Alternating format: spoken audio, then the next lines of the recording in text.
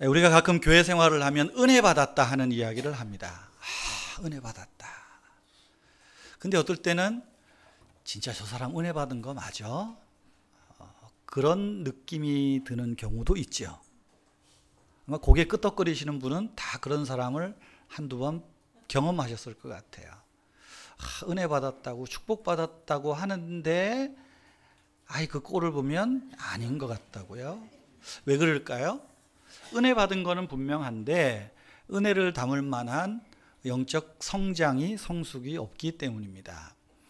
생명이 있는 것은 성장해야 됩니다.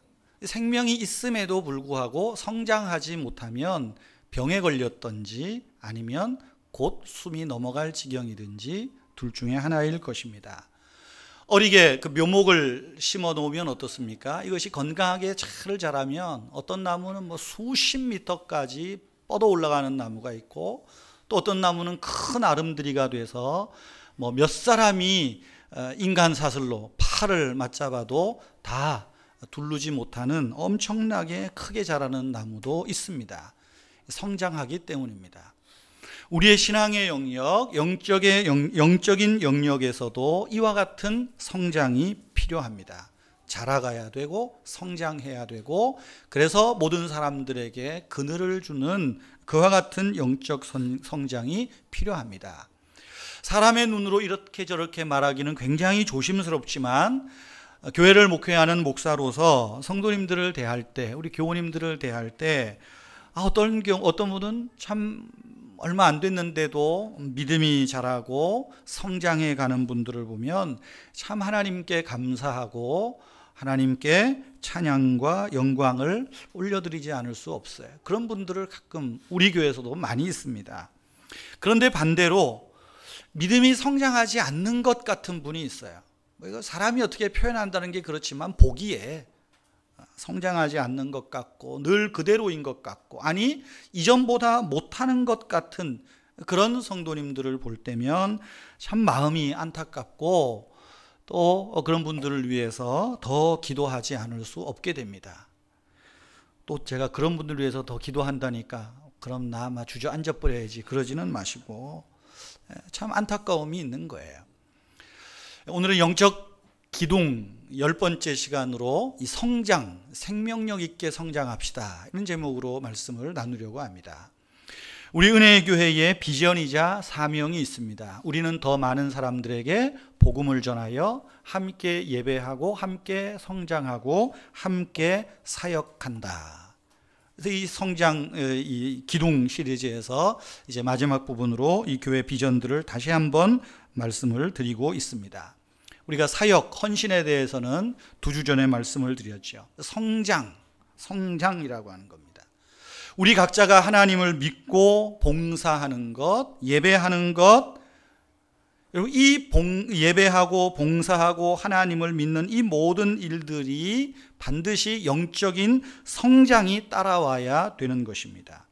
예배드림이 기쁘고 봉사하는 것이 좋고, 직장과 일터에서 사업장에서 일할 때마다 참 이 모든 것이 하나님의 은혜인 것을 늘 깨닫고 감사함으로 내 주어진 일들에서 최선을 다하는 것, 이런 것들이 어찌 보면 영적으로 성장해가는 모습일 것입니다.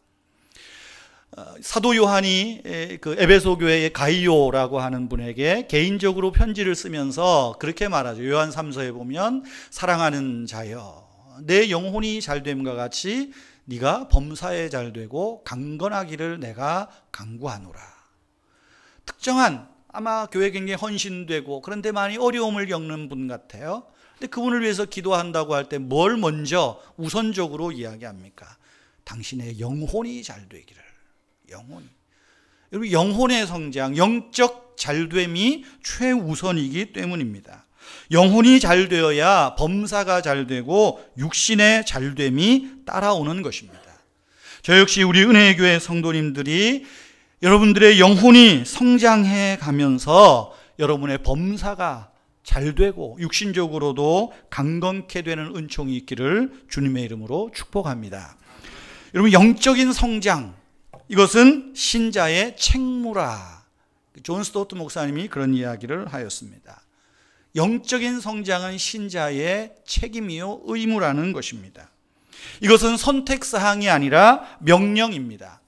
성경은 신자라면 누구나 영적으로 성장해야 할 것을 말씀하고 있습니다. 사도 베드로는 베드로전서 3장 18절에서 이렇게 말합니다. 오직 우리 주 곧 구주 예수 그리스도와 그리스도의 은혜와 그를 아는 지식에서 자라가라, 성장해 가라는 것입니다. 커가라는 거예요.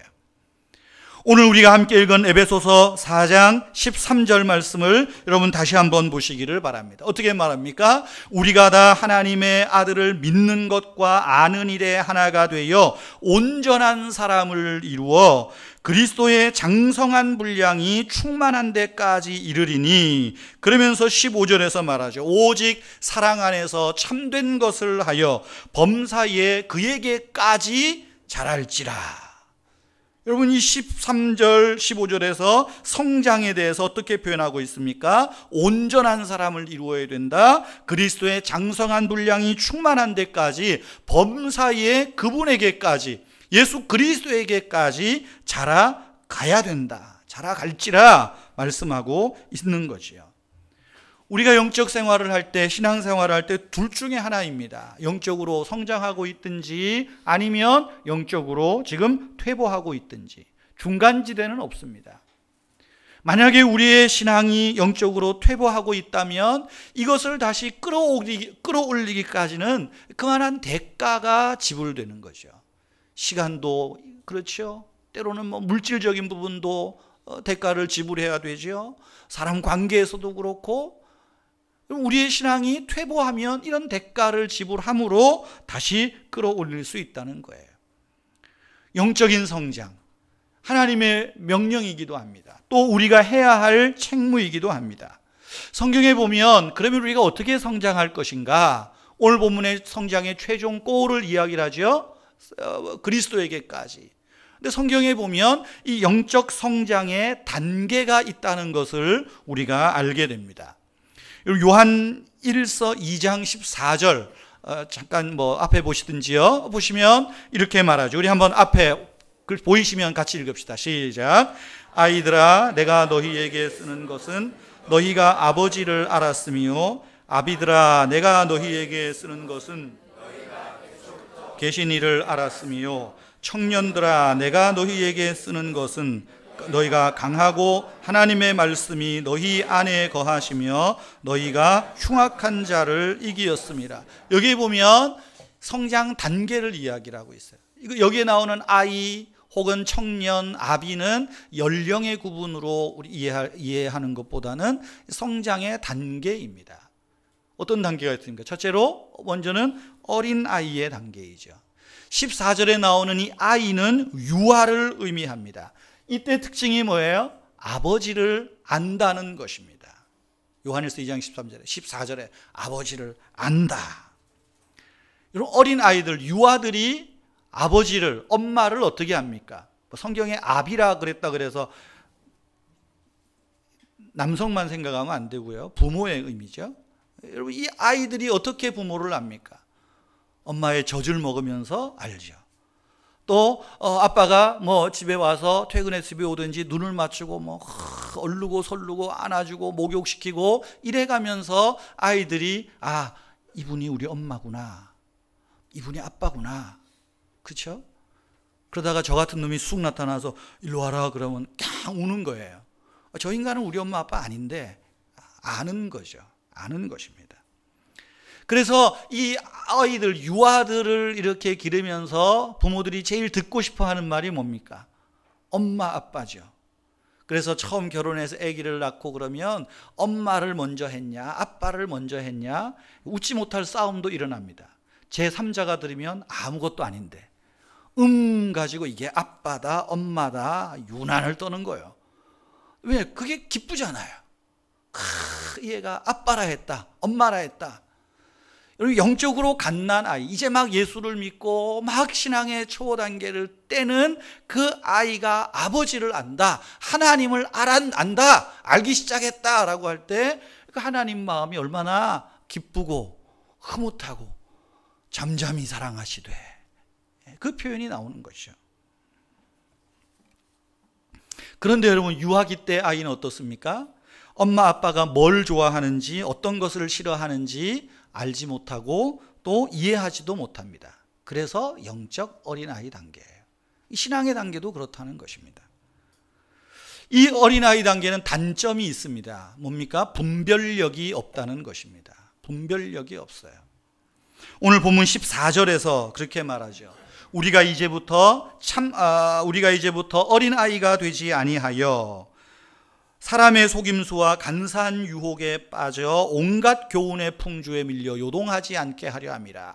무슨 이야기입니까? 어린아이는 잘 분별력이 없으니까 사람의 속임수에도 간사한 유혹에도 온갖 교훈의 그 시류에 잘 흔들린다는 것입니다. 왜 그러죠? 분별력이 없기 때문입니다. 옳고 그름을 잘 판단할 수 없기 때문입니다. 누가 쉽게 엉뚱한 데 쫓아갑니까? 어릴수록 쫓아가는 거죠. 그래서 오늘 성경은 말하는 거죠. 우리가 하나님을 믿는 것과 아는 일에 온전한 사람을 이루고 장성한 분량으로 자라가야 된다는 거예요. 범사에 그분에게까지 자라가야 된다라는 것입니다. 여러분, 때문에 우리가 믿음 생활을 하고 교회 안을 통해서 우리가 신앙의 어떤 이 단계에 있을 때 이제 막 하나님 알아가고 이것으로 머물면 안 됩니다. 더 깊이 영적 유아 단계에 머물러서는 안 되고 부단히 성장하고 자라가야 된다는 거예요. 두 번째 단계는 무엇입니까? 청년의 단계입니다. 이때의 특징은 요한일서 2장 14절에 악한 자를 이겼다, 흉악한 자를 이겼다고 말합니다. 영적인 청년기로 성장해도 사탄의 괴롭힘을 받습니다. 또 특별히 여기에서 악한 자를 이겼다, 마귀를 이겼다고 할 때 우리가 죄를 전혀 짓지 않는다, 그런 의미는 아니에요. 영적인 청년기로 성장해도 우리는 사탄으로 인해서 괴롭힘을 당하고 이런저런 세상의 방식을 통해서 사탄은 우리에게 유혹의 수많은 덫을 놓고 있습니다. 계속해서 우리를 현혹하고 죄를 짓게 만들고 성경과 반대되는 사상과 이념에 끌리도록 만드는 거예요. 요한복음 8장에 사탄은 거짓의 아비인지라 그랬어요. 거짓말쟁이에요.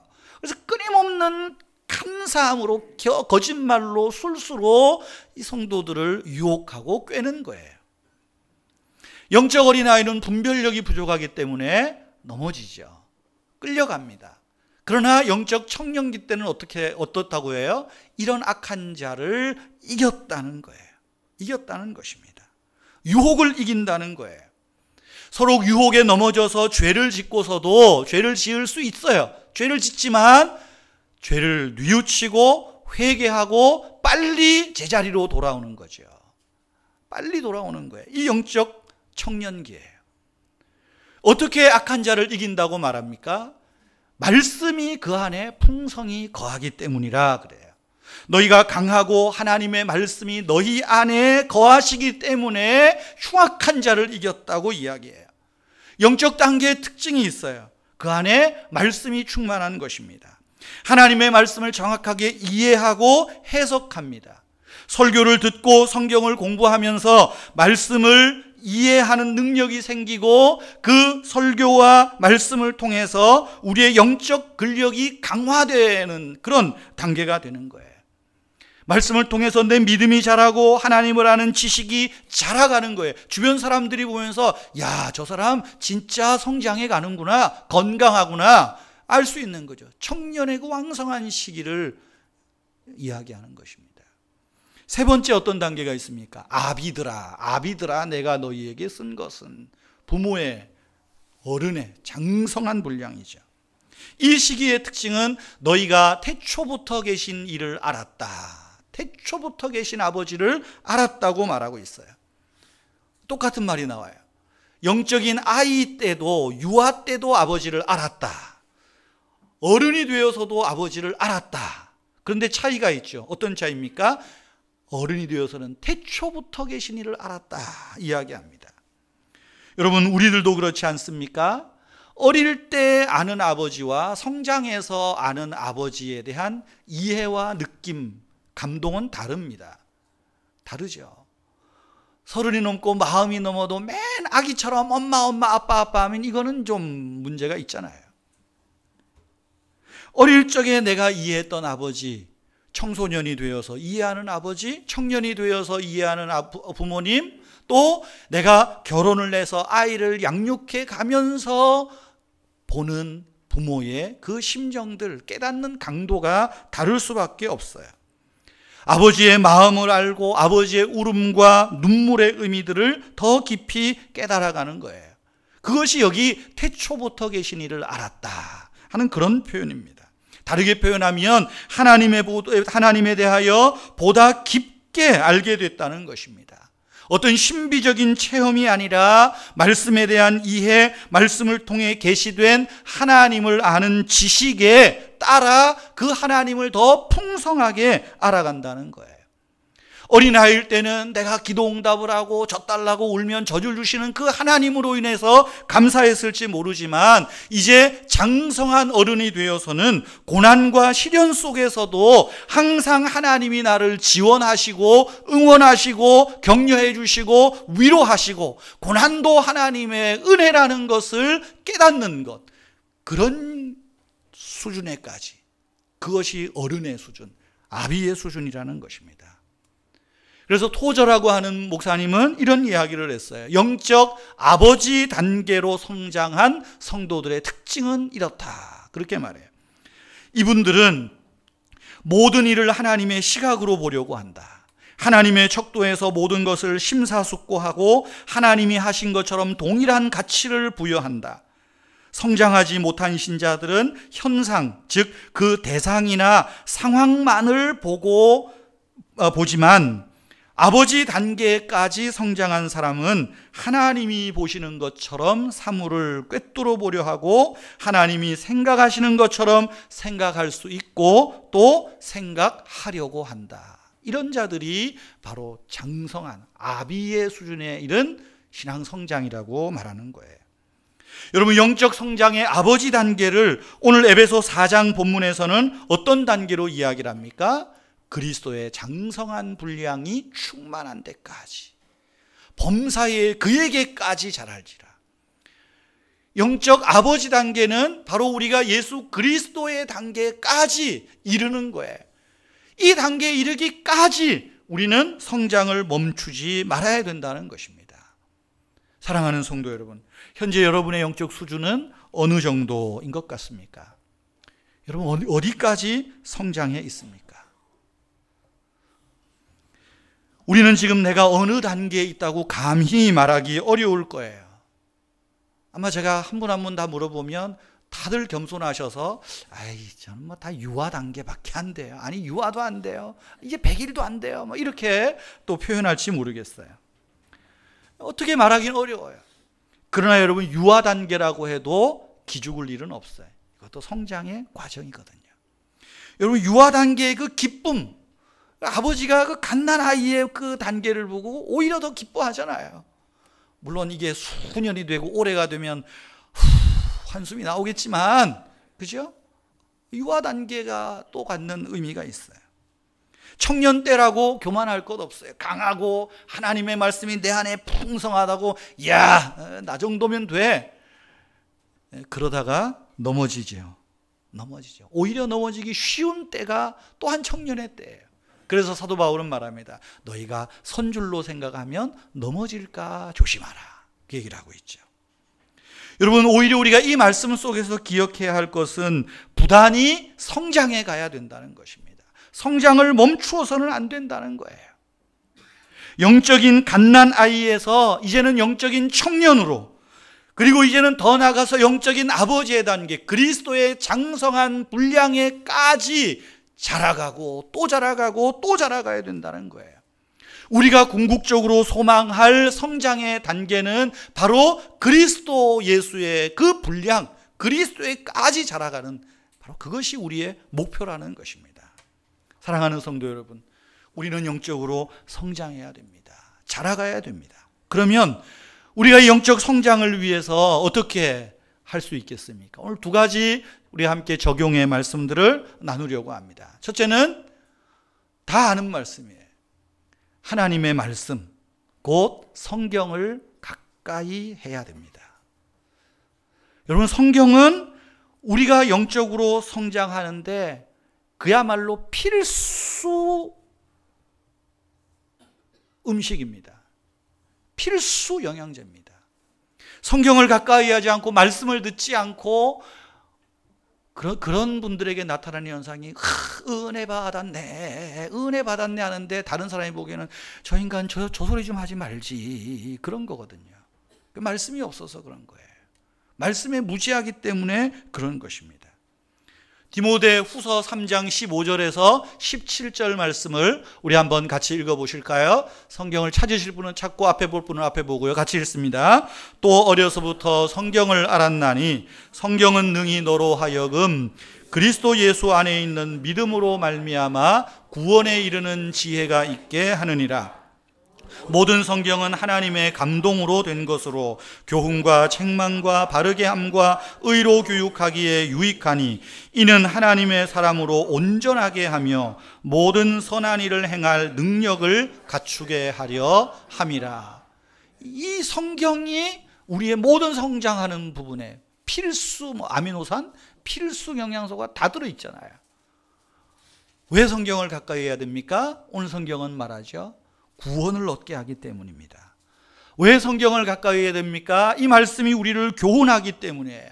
왜 우리가 성경을 가까이 해야 됩니까? 이 말씀이 우리의 잘못을 책망하고 의로 교육하기 때문입니다. 왜 성경을 가까이 해야 됩니까? 이 말씀이 우리를 온전하게 하고 더 나아가서 선한 일을 행할 능력을 갖추도록 만든다는 거예요. 성경을 빼버리면 어디 가서 은혜를 받아도 성령 충만 받았다 해도 여러분 이런 능력을 배울 수도 없고 알 수도 없고 깨달을 수도 없다는 거예요. 여러분, 이 일을 위해서, 우리의 영적 성장을 위해서 우리는 부지런히 성경을 읽어야 됩니다. 부지런히 설교를 들어야 되고 부지런히 성경 말씀을 큐티하고 묵상해야 돼요. 그래서 하나님이 내 내면에 주시는 음성을 날마다 들어야 됩니다. 말씀을 통해서 주시는 교훈과 책망을 들을 때마다 내 삶에 적용하고 선한 일을 하기까지 이 말씀을 가까이 하고 또 가까이 해야 된다는 거예요. 성경을 덮어놓으신 지 얼마나 되셨습니까? 교회 오실 때만 훅 열어보십니까? 먼지가 혹시 자욱히 끼어있지 않나요? 이제부터 하시면 됩니다. 많이 읽으셔도 좋고 조금 읽으셔도 좋아요. 꾸준히 하루에 10절을 읽어도 좋습니다. 뭐 정 안 되시는 분이 요절 카드라도 사서 요절이라도 외우세요. 말씀을 가까이 하십시오. 이것이 우리의 영적 성장의 필수적인 일이기 때문입니다. 하나 여러분 부탁이라기보다 한번 도전해 보시면 좋겠어요. 여러분들 중에 혹시 성경을 필사하시는 분들 계시죠? 혹시 우리 성도님들 중에 성경을 손으로 쓰신 거 집에 노트를 가지고 계시는 분들 계시면 저한테 갖다 주세요. 제가 책으로 묶어드리겠습니다. 작년에 어느 집 신방을 해보니까 신방 끝나고 아주 쑥스럽게 머리를 극적극적하면서 이렇게 대학 노트 한 15권, 20권 가까이 되는 거를 갖고 와요. 뭡니까? 그랬더니 목사님, 제가 병원에 입원해 있고 바깥에 출입 못하면서 그래서 한번 써봤어요. 굉장히 빨리 쓴 것 같아요. 6개월에 다 썼으니까 엄청 빨리 쓴 거예요. 그래서 제가 보니까 한 권 잊어버리면 얼마나 아까워요. 그래서 제가 보재기 갖고 오세요. 보재기로 싸서 교회 갖고 왔습니다. 그래서 갖다 줘서 책으로 딱 편집을 했어요. 2권 편집, 이만큼 2권 편집을 했는데 거기다가 또 책 표지에다가 성경 필사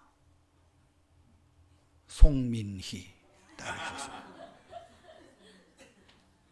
그 제가 그랬어요. 집사님, 이거 되게 드려봐야 혹시 잊어먹을 수도 있으니까 교회 잘 간직해뒀다가 집사님 천당 갈 때 끼워드릴게. 천당 갈 때 끼워드릴게 그랬어요.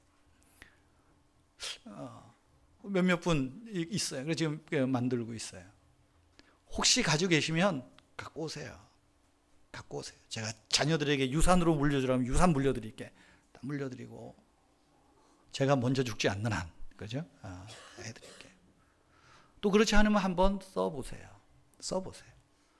우리 성도님들 중에 인터넷 선교 해가지고 성경 타자 치시는 분이 있는데 귀한 일이죠. 근데 그 타자를 그냥 한글에다가 한번 치세요. 그래서 프린트를 한번 탁 해보세요. 어디 성경 프로그램 복사해가지고 막 끼워넣기 하지 말고 한번 쳐보세요. 쓰듯이. 그러면 여러분의 성경 책을 한번 가져보시는 것도 좋겠다. 그 생각을 한번 해봅니다. 꼭 그렇게 하라는 건 아니에요. 하면 좋겠다. 그 말이죠. 내년도 2013년 이렇게 저렇게 목회를 준비하면서 좀 성경을 읽게 하고 읽을 수 있도록 좀 도움을 드려야 되겠다. 맨날 성경 읽으세요 해봐야 뭐 있습니까? 아니잖아요. 그래서 내년에는 주일 오후에 1시간씩 성경 통독반을 좀 운영을 하려고 해요. 또 평일날에도 한번 운영을 해서 성경 통독을, 요즘 제가 수요일마다 한 6, 7분 우리 노예 목사님들하고 이 연대기 성경 읽기를 하고 있어요. 그래서 구약도 사실은 이렇게 연대기 순으로 안 돼 있거든요, 66권이. 그래서 이거를 시기적으로, 그래서 열왕기 역대상 같은 경우 어렵잖아요. 뭔 소리인지도 모르겠고. 그거는 오히려 선지서들을 읽으면서 열왕기사 몇 장에 이 말이 있구나, 요때가 요때구나, 그렇게 한번 이렇게 좀 다시 성경을 좀 편집한다 그럴까요? 그러면서 성경을 읽어요. 저도 그냥 그걸 알고 있으면서도 그렇게 읽는 거는 이번에 지금 하고 있어요. 참 좋다. 이렇게 읽으면 우리 성도님들이 성경을 좀 쉽게 읽겠다. 그 생각이 들어요. 1배에 마쳤더니 우리 어느 형제가, 그래요 목사님, 저는 요즘 현대인의 성경으로 읽고 있는데 어떤가요? 근데 현대인의 성경이 훨씬 제가 이해하기가 편하던데요. 좋다고. 현대인의 성경 괜찮다고. 그것도 괜찮죠. 그래서 한번 성경을 읽는 것이요. 성경 통독반에 오늘 오후부터 막 하기로 그렇고요. 내년 도전해 보세요. 그리고 제가 수요일에는 성경 통독에 대한 것을 가지고 또 간단하게 설교하고 또 이해를 드리고 복습하고, 좀 이렇게 내년도에는 신구약을 한번 하려고 해요. 어떤 목사님이 그러더라고요. 자기는 3년째 그렇게 한다고. 3년째. 그래서 그 교회에서 하는 거를 저희 가르쳐 주기도 하고 제가 배우기도 하고 그러는데 이 참 많이 도움이 된다. 그런 생각을 해보고 있습니다. 물론 우리가 영적으로 성장하는 데 있어서 우리가 성경을 얼마나 아느냐 모르느냐 이거와 관계없이 하나님은 우리를 하나님의 방법으로 우리의 영적 유익을 위해서 훈련시키고 있습니다. 그러나 구원받은 신자들은 영적 성장을 위해서 사슴이 시냇물을 찾기에 갈급함같이 내 영혼이 주를 찾기에 갈급하나이다. 그 심정을 가지고 말씀에 대한 갈급함, 말씀을 가까이 하는 것. 그래서 부지런히 읽으세요. 아니면 설교 듣는 일이라도 열심히 하십시오. 열심히. 두 번째로 영적 성장을 위해서 어떻게 할 수 있겠습니까? 공동체 의식을 가지고 서로 봉사해야 됩니다. 공동체 의식을 가지고 서로 봉사해야 됩니다. 오늘 본문 말씀 4장 16절을 한번 같이 읽겠습니다. 4장 16절 같이 읽습니다. 그에게서 온 몸이 각 마디를 통하여 도움을 받음으로 연결되고 결합되어 각 지체의 분량대로 역사하여 그 몸을 자라게 하며 사랑 안에서 스스로 세우느니라. 아멘. 여기 보면 몸이라는 말이 나오죠. 도움이라는 말, 연결, 결합 이런 말이 나옵니다. 특별히 공동체 안에서 서로 봉사하는 그 이야기를 말하고 있습니다. 우리의 성장의 목표 그 수준은 그리스도에게까지 자라가는 것입니다. 여러분, 그러기 위해서 나 혼자서 이룰 수가 없어요. 공동체 안에서 서로 도우며 연결되고 결합함으로써 성장해 갈 수 있다는 것입니다. 교회 밖에서 혹시 성장할 수 있을 거라고 생각하세요? 성경은 말합니다. 교회 밖에서는 안 된다는 거예요. 공동체 안에서. 여기에 몸은 곧 교회를 의미하죠. 예수 그리스도의 몸, 내 교회를 주의 몸으로 비유하고 있지 않습니까? 주님은 교회를 몸으로 비유하고 우리들 각자 구원받은 신자들 한 사람 한 사람을 지체로 비유하고 있어요. 근데 이 지체가 서로 연결되고 결합해서 서로서로 도움을 주고 받아야 이 몸이 온전하게 되는 거지, 각자 따로 놀면 그거는 문제 많은 거죠. 환자 중에 상환자일 거예요.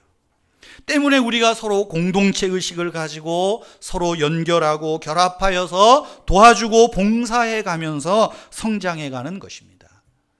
요즘 저의 고민이 몇 개 있습니다. 목사가 고민이 되니까 또 어떨까 모르겠는데, 저는 우리 교회가 외형적으로 얼마나 크게 성장을 하냐, 교회당 단독 건물을 몇 년도까지 구입하냐, 이런 데는 사실 별 고민이 없습니다. 주면 주고 말면 많은 거지 뭐 그거 되겠어요? 어제 인터넷 신문 보니까 지금 종교단체 건물이 교회와 절이 경매에 나온 게 부지기수랍니다 요새. 뭐 우리도 교회 지었다가 뭐 거꾸로 날 일 있어요? 저는 뭐 우리 교회가 1000명, 2000명 모이고 뭐 이 별로 관심 없습니다. 내가 능력이 그렇게 안 되는 것 같기도 하고, 땅을 뭐 몇 평, 예전에는 하나님 1000평 주십시오 그랬는데 아서라 요새 그 생각을 많이 해요. 이것이 제 고민은 아닙니다. 물론 조금은 있죠. 조금은, 이왕이면 조금 더, 그 별로 없어요. 정말 저의 고민이 뭐냐 하면, 어떻게 하면 우리 은혜의 교회 교우들이 주를 사랑하는 마음으로 서로 연결하고 결합해서 좀 이 공동체 의식을 가지고 같이 성장해 가면 좋겠다. 근데 좀 이게 많이 제가 볼 때는 부족한 것 같아요. 저의 역량도 부족한 것 같기도 하고, 잘 안 되는 것 같기도 하고, 뭐 좀 하자 그러면 다 바쁘다 그리고 다 뒷짐질라 그리고, 그러다 보니까 교회 안에서도 좀 뭐 하는 사람만 하는 것 같고, 하는 사람만 하다 보면 열받아서 씩씩거리고, 그래요. 구역 모임을 합시다. 다들 바쁘니까 주일이라도 모입시다. 밥 먹고 가기 바쁜데 뭘 모여? 뭐 목사님은 우리의 사정을 몰라서 그래. 그럼 많이 고민돼요. 어떻게 하면 좀 연결하게 할 수 있을까? 어떻게 하면 서로 좀 잘하게 할 수 있을까? 그건 하나예요. 서로 공동체 의식을 갖고 서로 연결하는 거예요. 연결. 근데 연결의 고리가 뭐죠? 서로가 서로를 위해서 교회 공동체 안에서 봉사하는 거죠. 손으로 봉사하고, 발로 봉사하고, 물질로 봉사하고, 마음으로 봉사하고, 입술로 봉사하는 거예요. 봉사하는 것입니다. 여러 교회들을 보면 의외로 교회 안에 이런 문제가 너무 많은 거예요. 왜 대형교회가 잘 되냐? 대형교회 목사님들이 설교를 잘해서. 제가 잘하면 더 잘하지. 진짜 잘해서가 아니라 그냥 하는 소리예요. 왜냐하면 다 숨기가 좋아서 그래요. 숨기가 좋아서. 숨기 좋으니까. 조그만 교회 가서 좀 열심히 해봤더니 상처가 많아요. 이 인간한테 치이고, 목사한테 치이고, 장로한테 치이고, 권사한테 치이고. 아이고, 그러니까 난 조용한 큰 교회 가서 그저 예배나 드리고, 내가 하나님 믿는 믿음만 있으면 되지 뭐 교회에서 봉사가 중요하냐? 지난번에 우리 임식식 때 그랬죠. 그 서울 시민교회 목사님 설교하면서 부임해 가지고 가서 사모님이 딱 뒷자리에 앉아 있는데 그 할머니가 이 교회 다닌 지 얼마 됐냐고. 나 3년 됐는데 나 아직까지 교회 등록 안 했어. 자랑스럽게. 참 이런 현실이에요. 상처가 있어서 그래요. 이해는 됩니다. 우리 교회 안에도 아마 그럴지 모르겠어요.